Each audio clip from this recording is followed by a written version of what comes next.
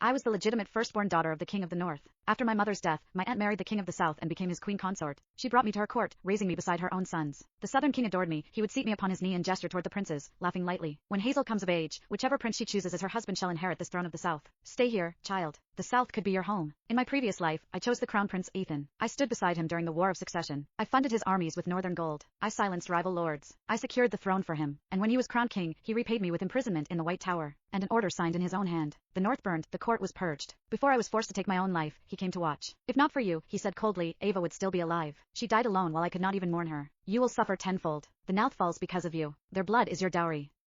Then I died. When I opened my eyes again, I was seated once more in the great hall. The king was smiling. Hazel, today you will choose your husband. The princes stood before me. This time, I did not look at Ethan. I pointed instead to the queen's third son. I will marry Alexander. And this time, I would decide who burns. My aunt watched me carefully and nodded to a chamberlain, who stepped forward and placed a slender gold circlet in my hands, the king's token of choice. Hazel, she said gently, her voice carrying through the hall, give this to the man you wish to marry. The king laughed, warm and indulgent. Yes. Whomever Hazel favors, I shall grant her hand with my full blessing. Let the realm celebrate. The great hall was filled with princes, high lords of the council, noble matrons, and the daughters of the most powerful houses in the south. As a northern-born princess raised in the southern court, my marriage was more than a personal matter. Whoever claimed me would gain an alliance strong enough to tilt the balance of the crown itself.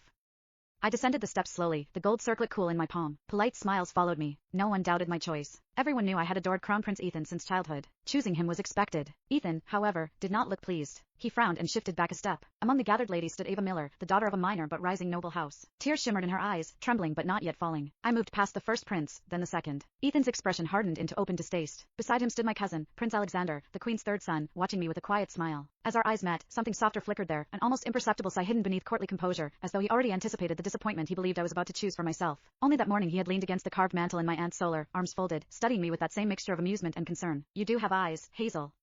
Must you always chase a man who barely looks at you? You could choose my brother instead. With your standing, why beg for indifference? He had laughed then, careless and warm. And yet, in my previous life, when I was condemned, it was Alexander who rode from the northern border without rest, driving his horses to collapse beneath him. He arrived too late. He knelt before my coffin for 3 days and 3 nights, refusing food, refusing sleep. I failed you, he had whispered hoarsely. I should have stopped this marriage, even if it meant defying the crown. I should have saved you. I blinked away the memory. Beside Alexander stood the second prince, composed and detached. His mother had once been the king's acknowledged mistress, and though he was raised within the palace, he understood the limits of his claim. He neither fought nor schemed. The throne was never truly within his reach. The hall held its breath as I lifted the circlet. I stepped toward the princes. Before I could place it in anyone's hands, Ethan suddenly strode forward and dropped to one knee.